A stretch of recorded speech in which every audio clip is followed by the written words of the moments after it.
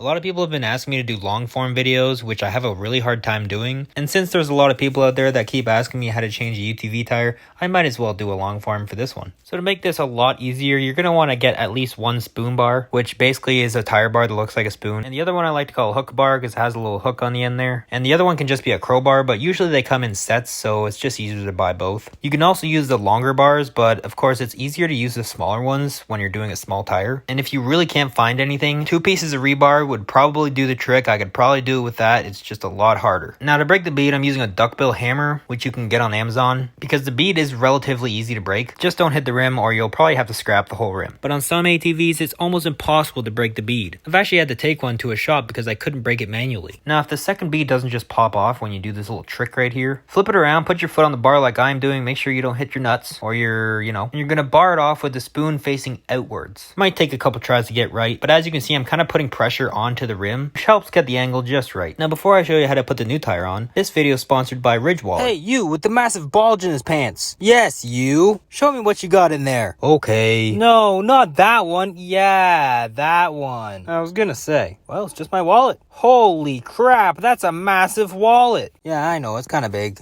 Well, I recommend you should probably get a Ridge Wallet. A Ridge Wallet? What's that? Check your other pocket.